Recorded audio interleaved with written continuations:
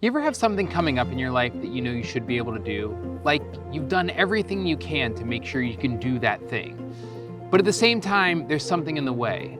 A little voice that's stuck in the back of your head, or maybe right in the front of your head telling you, nope, I don't think so. That kind of sums up how I feel right now about running and distance racing, which is not great timing because I'm running the Pittsburgh Marathon in just a few days on May 3rd. And I'm completely filled with self-doubt. Let's back up just a little bit. When I started running seriously in 2022, there was legitimate truth to the fact that I could not run a marathon. Heck, I could barely drive 26 miles without getting tired. That's not the self-doubt I'm talking about. No, since then, I've actually successfully completed 2 marathons. I ran my first in Richmond in 2024. I ran my second in October 2025 in Corning, New York. So at this point, I know I can run a marathon. I think the self-doubt comes mainly from the fact that in both of those marathons, I wanted to run a time under 4 hours, and I failed both times. So going into this third attempt at this distance with the same goal of running under 4 hours still on my mind, probably explains the seeds of the self-doubt this time around. I think it can be most easily explained by breaking it down into 3 areas that I think are the most important going into every marathon: preparation, uncontrollables, and your mental state. For simplicity, I'll say that I think about each of these areas being broken into 3 possible levels. The low level, we'll call this the red level. The mid level, we'll call this the yellow level. And the upper level, we'll call this the green level.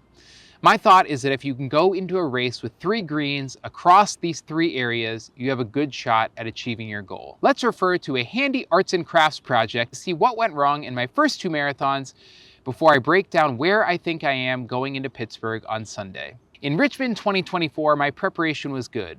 Ultimately, I'd give it a yellow though because I had an injury in the middle of the block and my weekly mileage never really got above 40 miles. The uncontrollables in Richmond, I'd give a green. The course was mostly flat with a huge downhill finish. The weather was near perfect, and I made it to the start line healthy. The mental state in Richmond, I'd give a yellow. I was super nervous running my first marathon, and I had serious questions whether I could actually run the full distance. All of that adds up to 2 yellows, a green, and a final time of 4 hours, 13 minutes, and 32 seconds. At the Wineglass Marathon in Corning, New York in 2025, my preparation was again pretty good. I would say this is likely a high yellow. I did have a small injury toward the end of the block and some missed runs, but if I'm being honest, it was probably a green. The uncontrollables, I'd give a yellow, bordering on red. I was healthy going into the race and the course was flat, though not as flat as I had initially thought. The big thing bringing this down was the weather. It got up to the upper 70s by the end of the race and I was absolutely feeling the heat. My mental state for the Wineglass was a green.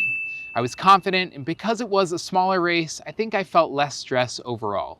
I was still nervous, but I had real belief in myself.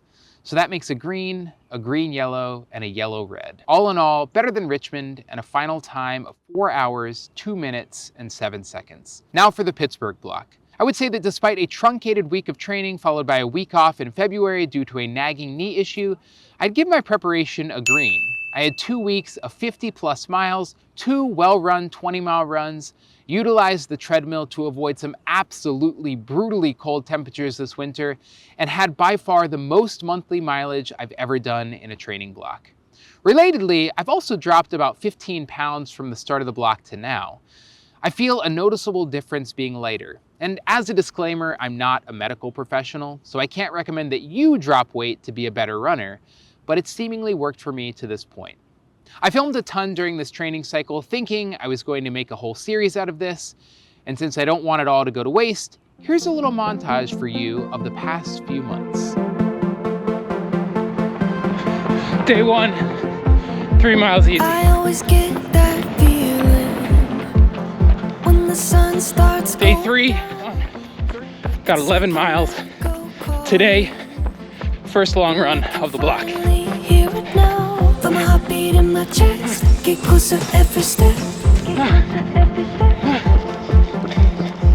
There's a place for you and me where we were meant to be. I'm out for 10 miles today. I think it's day 28. 8 miles, 16 miles today. Somewhere out there, keep searching everywhere, 'cause nothing could ever be better to find our way back home. Day 57 of training for the Pittsburgh Marathon, 20 miles today. Been searching for that meaning, but it keeps fading out of sight. It's like a dream that's stalling, and I just hope it comes to life. Week 17, day 83 of training for the Pittsburgh Marathon. Did a little mini hill session today since the track wasn't available. Getting close, getting real close. The uncontrollables are a little hard to rate before getting to the start line, but the weather right now looks near perfect. Upper 30s and low 40s and overcast for the majority of the race. Can't get much better than that. With just a few days to go, I feel generally pretty healthy, and I'm hoping it stays that way. The biggest uncontrollable that is going to give me issues is the elevation on the course. There are some significant hills in Pittsburgh, and even though I've trained hills, it's just not my forte. So sight unseen, I'm going to give uncontrollables a yellow. I'd say my mental state at this moment is not amazing. I don't think I'm in red territory. I know I put in some good training. Remember that awesome montage I just showed you? I also don't think I'm in the green. Between the hilly course and the fact that even though I've done it twice before, 26.2 miles is a long way to run, and the unknown of how I will handle the race logistics in a new city, I think I'm squarely in the yellow. So that all adds up to 2 yellows and a green. It's entirely possible that the mental state could shift to green before I cross the starting mat.